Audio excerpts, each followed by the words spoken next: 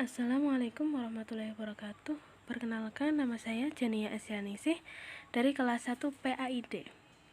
Di sini saya akan sedikit menjelaskan materi dari mata kuliah Pendidikan Moderasi Islam dengan dosen pengampu Bapak Mujibur Rahman MSI. Materi yang pertama yang akan saya bahas adalah materi konsep pendidikan moderasi. Secara konseptual, moderasi beragama diadopsi dari bahasa Inggris yakni moderation yang artinya tidak berlebihan dan tidak memihak. Berdasarkan kepada Kamus Bahasa Indonesia yakni mengacu kepada perbuatan yang wajar dan tidak menyimpang dan mau mempertimbangkan pendapat pihak lain. Dalam bahasa Arab, moderasi beragama dikenal dengan istilah watasyah. Secara etimologi, pengertian dari watasyah merupakan suatu karakteristik yang menjauhi seorang individu atau kelompok dari bersikap ekstrim. Menurut Abdul Al-Karim Al-Zaid mengatakan bahwa watasyah merupakan suatu karakteristik terpuji antara dua sisi kedermawanan, kebakhilan, dan kemubaziran. Adapun terminologi dari watasyah menurut Yusuf Qadawi sebagai sebuah sikap yang mengandung pengertian sikap adil yang berkonsekuensi kualitas kesaksian dapat diterima.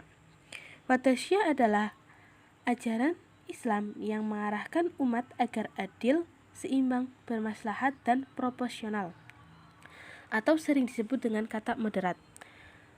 Dalam semua dimensi kehidupan, watasyah atau moderasi saat ini telah menjadi diskursus dan wacana keislaman yang diyakini mampu membawa umat Islam lebih unggul dan lebih adil serta lebih relevan dalam berinteraksi dengan peradaban moderasi di era globalisasi dan revolusi industri.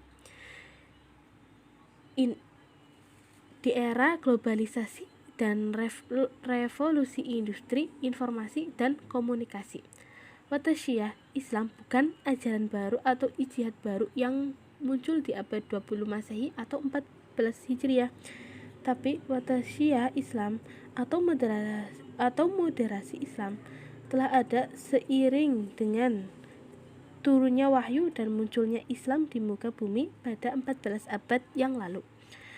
Hal ini dapat dilihat dan dirasakan oleh umat Islam yang mampu memahami dan menjiwai Islam sesuai dengan orisinalitas nasnya dan sesuai dengan konsep dan pola hidup Nabi Muhammad SAW, sahabat dan para sahabat soleh.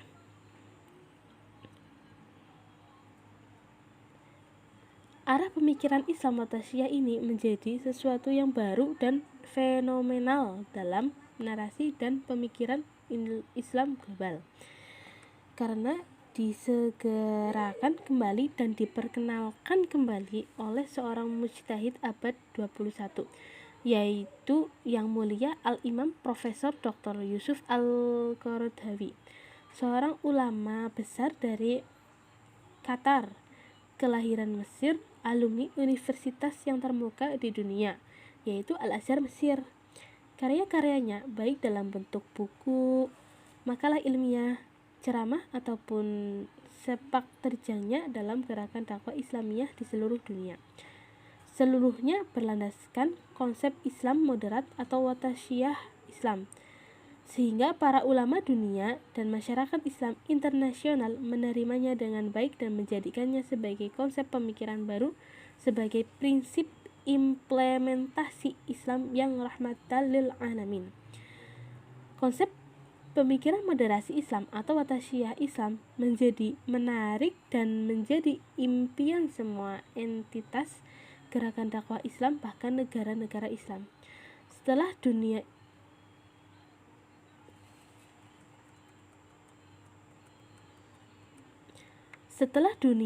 Islam dirisaukan dengan munculnya dua arus pemikiran dan gerakan yang mengatasnamakan Islam.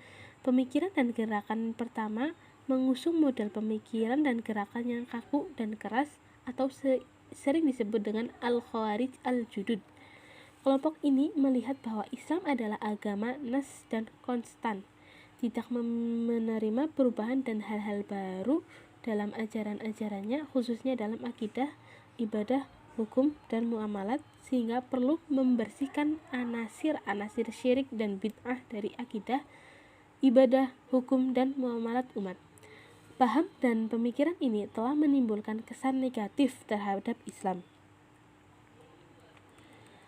bahkan melahirkan stigma buruk terhadap Islam sebagai agama yang keras, tertutup, radikal, intoleran, dan tidak humanis. Sementara arus pemikiran dan gerakan kedua juga mengatasnamakan Islam, adalah pemikiran dan gerakan liberasi Islam atau sering disebut dengan Mu'tazilah al-Judud, yang mengusung narasi dan pemikiran rasionalis dan kebebasan penuh terhadap Islam. Gerakan ini melihat bahwa Islam adalah agama rasional dan cair terhadap semua budaya dan perkembangan zaman, sehingga Islam harus berubah dan mengikuti perkembangan zaman dalam syariah, kaifiyat ibadah, hukum, muamalat, bahkan sebagian akidahnya. Bila arus pemikiran pertama kaku, keras, dan tidak mudah menerima hal-hal baru dalam agama, maka arus pemikiran atau arah pemikiran kedua berpendapat sebaliknya. Mereka menerima semua perubahan, membolehkan semua hal-hal baru ke dalam Islam terhadap pemikiran, budaya, dan kehidupan barat. Aliran ini berani memastikan bahwa ada nas-nas Al-Quran dan As-Sunnah yang tidak lagi relevan dalam kehidupan manusia modern. Para ulama Islam modern menyadari kondisi benturan dua arus pemikiran yang saling bertentangan ini antara arus pemikiran ekstrem kanan dan ekstrem kiri sangat berbahaya bagi peradaban Islam dan kehidupan umatnya dalam persaingan peradaban dunia. Oleh karena itu, ulama-ulama Islam Matasyi seperti Rasyid Ridho Murid Muhammad Abduh, Hasan al-Banna, Abu Zahra, Mahmud Shaltor, Syekh Muhammad al-Madani, Syekh At-Tahir, Ibnu Ansur, Muhammad Abdul Zarrah, Muhammad al-Ghazali, Yusuf al-Qardawi, Wahbah az-Zuhali, Ramadan al-Bathi, dan lainnya. Para ulama ini mulai berusaha mengarahkan umat Islam untuk memahami dan mengimplementasikan ajaran Islam yang Matasyi. Kajian mengenai moderasi dalam beragama di Indonesia semakin gencar dilakukan di akhir-akhir ini. Gagasan moderasi dalam beragama muncul sebagai respon kian maraknya kekerasan dengan mengatasnamakan agama Islam, khususnya terlepas dari kepentingan politik dan ekonomi. Kekerasan yang dilakukan merupakan dampak kecenderungan sebagian kalangan umat Islam dalam memahami teks-teks keagamaan secara ekstrim dan ketat. Di samping itu, kecenderungan lain yang juga memunculkan gagasan moderasi adalah sikap kalangan umat Islam yang ekstrim dengan bersikap longgar dalam beragama serta tunduk pada budaya dan peradaban lain. Dalam upaya itu, mereka menggunakan teks-teks keagamaan yakni Al-Quran, hadis, dan karya-karya ulama klasik sebagai landasan dan kerangka pemikiran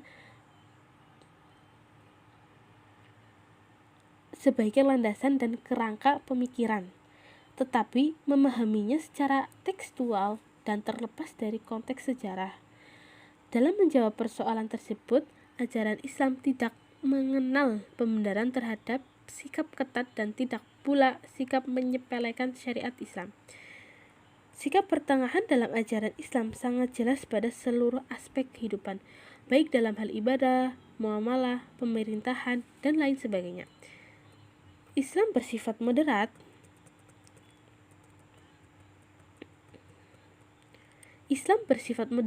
adil, dan jalan tengah.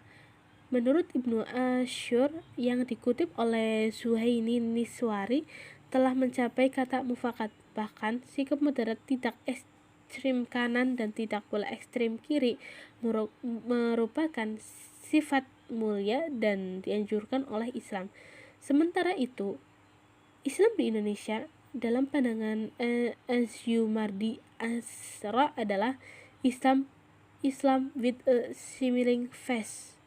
Maksudnya adalah penuh dengan kedamaian dan moderat.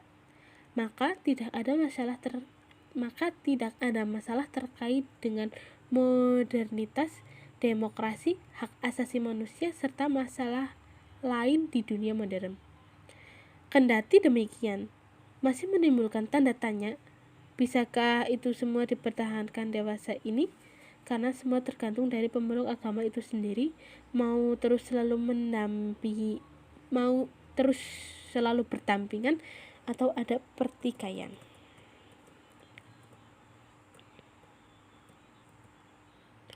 Moderat dalam Islam sering diistilahkan dengan tawasud.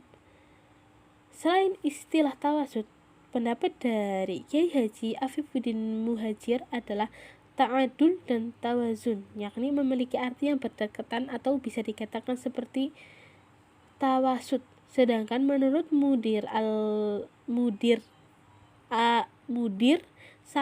Mahat Ali Situbondo, dia mengatakan bahwa dari 3 ungkapan tersebut dapat disatukan menjadi watasyah.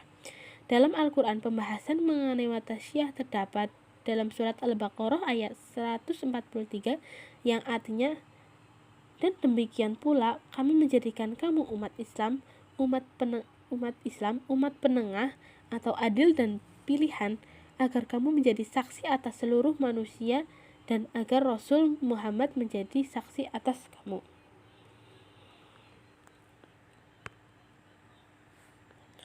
Materi yang selanjutnya, prinsip-prinsip moderasi Islam. Prinsip-prinsip moderasi Islam dibagi menjadi 6, yaitu yang pertama, tawasud. Tawasud adalah sikap tengah-tengah atau sedang di antara dua sikap, yaitu tidak terlalu jauh ke kanan atau fundamentalis dan tidak terlalu jauh ke kiri, liberalis. Yang kedua, tawazun. Tawazun adalah memberi sesuatu akan haknya tanpa ada penambahan dan pengurangan. Melalui sikap tawazun, seorang muslim akan mampu meraih kebahagiaan batin yang hakiki dalam bentuk ketenangan jiwa dan ketenangan lahir dalam bentuk kestabilan dan ketenangan dalam aktivitas hidup. Yang ketiga, i'tidal. Secara bahasa, i'tidal memiliki arti lurus dan tegas. Maksudnya, menempatkan sesuatu pada tempatnya dan melaksanakan hak dan memenuhi kewajiban secara proporsional. I'tidal merupakan bagian dari penerapan keadilan dan etika bagi setiap muslim. Yang keempat yaitu tasamuh. Tasamuh yaitu menoleransi atau menerima perkara secara ringan. Sedangkan pengertian secara terminologi, tasamuh berarti menoleransi atau menerima perbedaan dengan ringan hati. Yang kelima, musawan. Musawan artinya persamaan dan penghargaan terhadap sesama manusia sebagai makhluk Allah. Semua manusia memiliki harkat dan martabat yang sama tanpa memandang berbeda jenis kelamin, ras ataupun suku bangsa. Yang terakhir, syura. Syura atau musyawarah adalah saling menjelaskan dan merundingkan atau saling meminta dan menukar pendapat sehingga dapat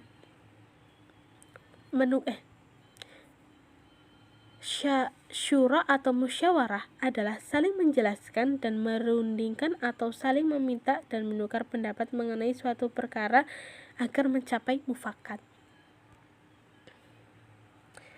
Materi yang selanjutnya, landasan normatif. Dalam istilah, kata landasan bermakna dasar berdirinya sesuatu, sedangkan kata normatif berarti tata aturan yang mengikat sekelompok manusia untuk mengendalikan tingkah laku yang dianggap baik. Aturan atau rambu-rambu yang membatasi kelompok masyarakat dalam bertingkah laku agar tidak menyimpang dari kebenaran.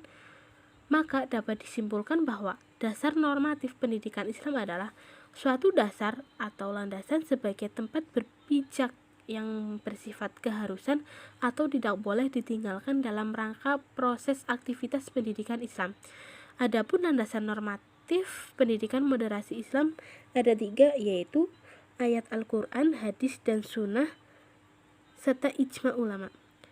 Pada realitas di kehidupan, manusia tidak bisa terlepas dari perkara-perkara yang berseberangan. Oleh karena itu, Al-Wasatiyah Islamiyah mengapresiasi unsur Robbaniyah dan Insaniyah, menggabungkan antara Madaniyah dan Ruhiyah, serta mengombinasi antara wahyu dan akal, antara maslahah ammah dan maslahah individu. Beberapa gambaran keseimbangan itulah yang bisa dikenal dengan istilah moderasi. Dalam bahasa Arab, istilah kata moderasi ialah wasat atau wasatiyah, dan orang disebut wasit. Kata tersebut sudah diserap ke dalam bahasa Indonesia yang artinya penengah. Dalam ungkapan bahasa Arab disebut sebaik-baik segala sesuatu adalah yang berada di tengah-tengah. Di masa sekarang, pendidikan Islam dihadapkan kepada perubahan-perubahan yang mendasar, khususnya untuk mempersiapkan para siswa yang agar berintegrasi dengan masyarakat dari berbagai macam latar belakang budaya dan agama, dan untuk mendapatkan hasil yang sempurna atau memaksimalkan dari proses pendidikan agama. 2 hal sebagai pekerjaan rumah bagi pendidikan Islam, terutama bagi para pendidik atau guru Islam, yaitu sudah saatnya para pendidik butuh pengertian yang mendalam dan harus peka terhadap isu-isu tentang pemahaman keagamaan di masyarakat umum yang sedang berkembang. Setelah itu, para pendidik harus bisa mendidik siswanya supaya menjadi sadar pentingnya memahami macam-macam budaya dalam masyarakat, terutama dalam bidang keagamaan. Landasan normatif merupakan landasan yang merujuk pada ajaran-ajaran yang diwahyukan Tuhan kepada masyarakat manusia melalui Nabi Muhammad SAW.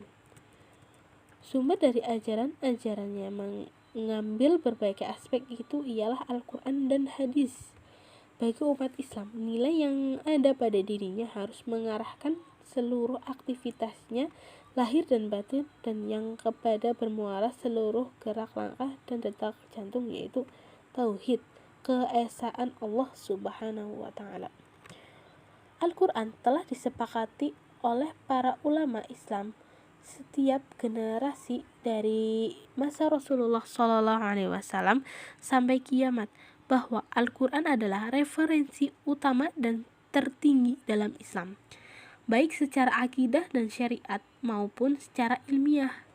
Al-Quran telah menjelaskan dengan mendasar, akuratif, dan relevan tentang hakikat arah pemikiran wasatiyah dalam kehidupan umat Islam pada banyak ayat dalam Al-Quran. Setidaknya, kata wasat dalam Al-Quran dengan berbagai bentuk disebut sebagai 5 kali. Pada dasarnya, penggunaan istilah wasat dalam Al-Quran dapat merujuk pada pengertian tengah, adil, dan pilihan. Berikut kata wasat dalam Al-Quran.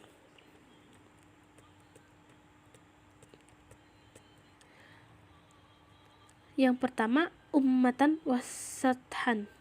Wasatiyah dalam Al-Quran disebut dengan menggunakan kata wasathan yang dibandingkan dengan kata ummatan. Terdapat dalam Quran Surat Al-Baqarah ayat 143.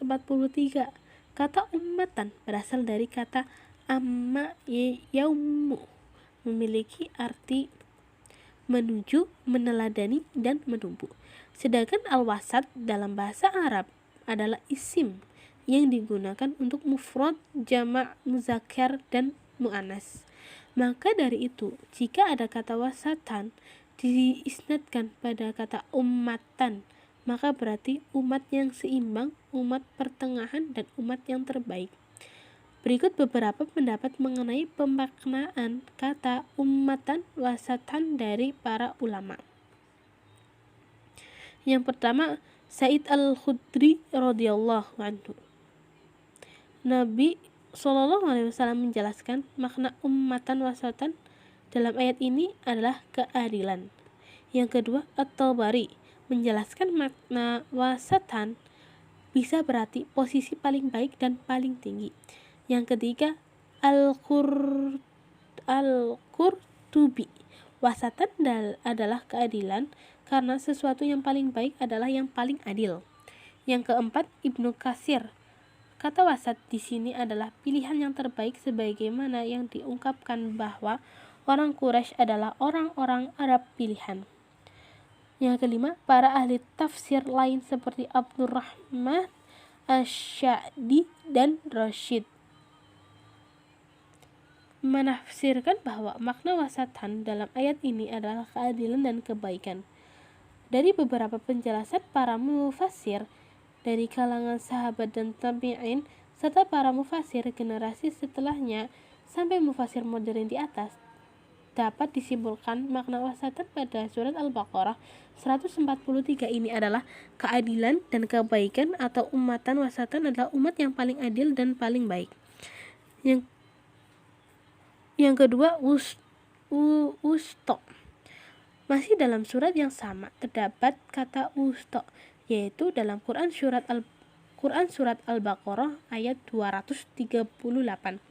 Para ahli tafsir seperti At-Tabari berkata bahwa maksudnya adalah sholat asar karena terletak di tengah-tengah sholat lain antara subuh dan zuhur serta maghrib dan isya. Al-wusta bentuk feminisme dari kata wasat yang berarti terbaik.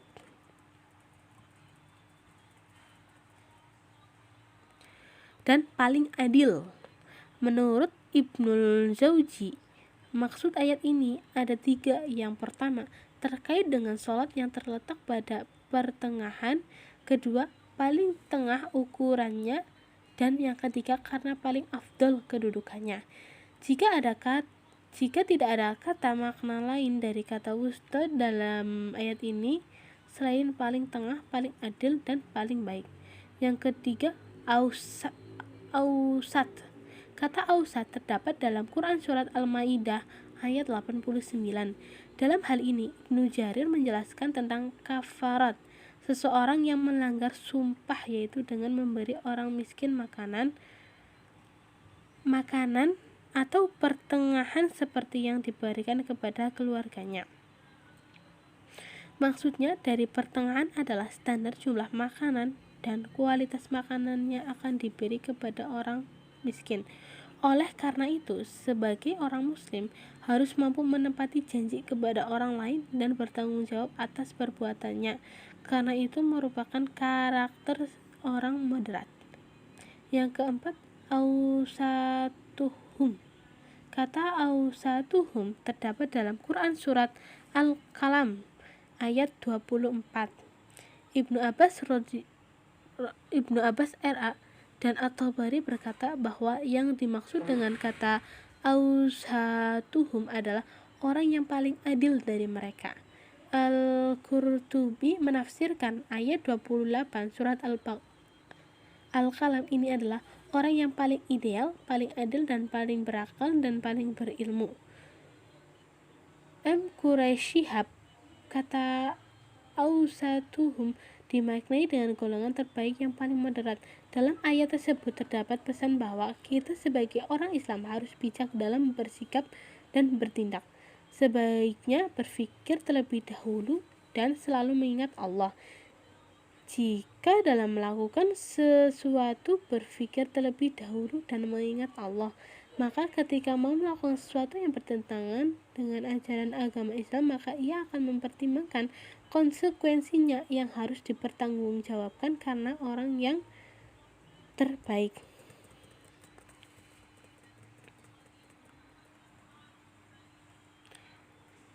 Karena orang yang terbaik adalah orang yang bijak dalam mengambil keputusan sehingga ia selalu berusaha untuk bersikap moderat. Yang kelima, fawasatha. Kata tersebut terdapat dalam Quran surat Al-Adiyat ayat 4-5. At-Tabari atau Qurtubi dan Al-Qasimi berkata, maksudnya adalah berada di tengah-tengah musuh. Menurut Ibnu Katsir, kata fawasatna memiliki makna kuda-kuda itu berkumpul dengan mengambil posisi di bagian tengah-tengah medan.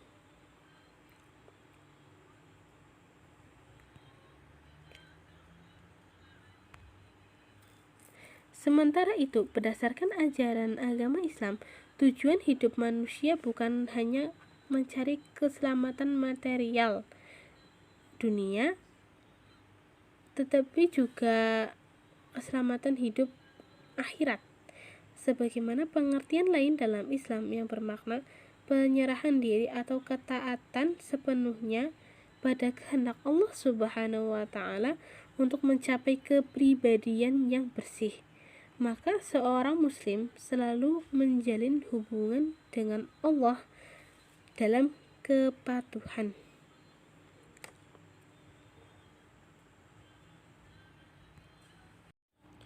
Materi selanjutnya adalah landasan historis. Landasan historis merupakan landasan agama yang sejak awal kehadirannya selalu bersentuhan dengan masalah kenegaraan, bahkan masalah politik. Secara luas, tidak bisa dinafikan bahwa salah satu karakteristik agama Islam pada masa awal-awal tampilnya Islam di pentas global adalah melalui kejayaan di bidang politik. Karena itu, usaha memahami masalah politik dalam Islam bukanlah persoalan sederhana. Menurut Nurcholish Madjid, ada dua alasan. Yang pertama, Islam telah membuat sejarah selama lebih 14 abad, sehingga akan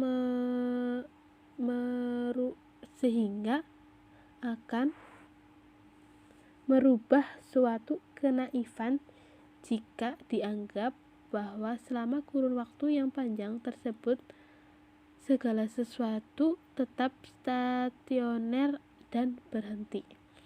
Sementara hanya sedikit sekali kaum muslim yang memiliki pengetahuan, apalagi kesadaran tentang sejarah.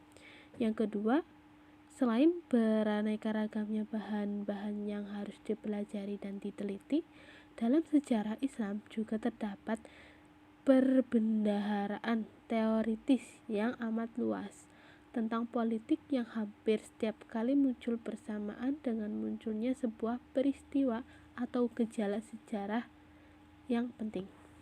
Dengan demikian, dapat dipahami bahwa mengapa sampai kini belum ada kesepakatan pendapat mengenai sejumlah konsep politik dalam Islam. Seperti konsep negara Islam, fakta-fakta historis menunjukkan adanya aneka ragam bentuk pemerintahan dalam dunia. Fakta-fakta historis menunjukkan adanya aneka ragam bentuk pemerintahan dalam dunia Islam pada masa silam. Sekalipun tahap pada masa Khulafaur Rasyidin dipandang pihak Muslim Sunni sebagai suri teladan yang ideal sepanjang sejarah Islam, yang di dalamnya agama dan kekuasaan bersatu dalam pemerintahan yang berdasarkan hukum Islam. Namun kenyataannya, realitas sepanjang pemerintahan Bani Umayyah dan Bani Abbasiyah amat berbeda dengan tahap masa normatif itu. Realitas sepanjang sejarah Islam berbentuk fragmentasi de facto. Dalam imperium Islam sejak tahun 850 Masehi, begitupun watak dan kepentingan yang tidak bercirikan Islam dari para penguasa Islam sudah tidak memperlihatkan eksistensi negara Islam yang ideal.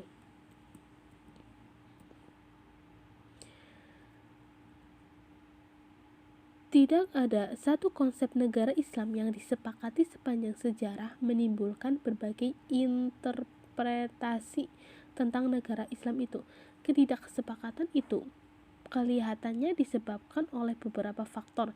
Yang pertama, negara Islam yang didirikan Nabi di Madinah dan dianggap sebagai negara ideal ternyata tidak memberikan suatu model yang baku dan terperinci. Yang kedua, pelaksanaan khilafah pada masa Bani Umayyah dan Bani Abbasiyah hanya memberikan satu kerangka mengenai lembaga-lembaga politik perpajakan, dengan ungkapan lain tidak meninggalkan suatu konsep yang baku dan holistik sehingga bisa dijadikan pedoman. Yang ketiga, pembahasan mengenai rumusan yang ideal atau hukum Islam dari teori politik hanya menghasilkan rumusan yang idealis. Hukum Islam dan teori politik hanya menghasilkan rumusan yang idealis dan teoritis dari suatu masyarakat utopian. Terakhir, wacana tentang hubungan agama dan negara dari masa ke masa menjadi subjek bagi keragaman interpretasi. Dalam memahami berbagai pemikiran tentang negara Islam, sebaiknya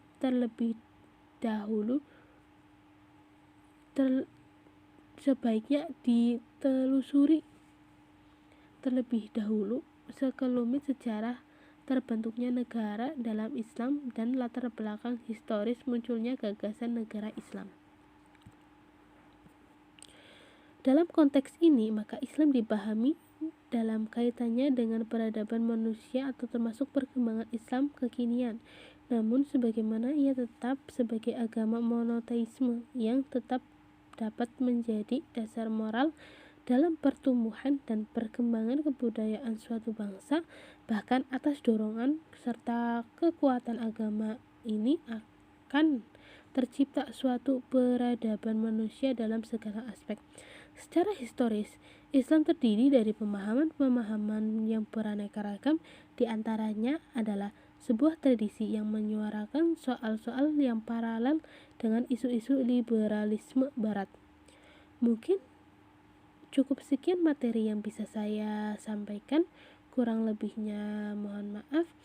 Wassalamualaikum warahmatullahi wabarakatuh.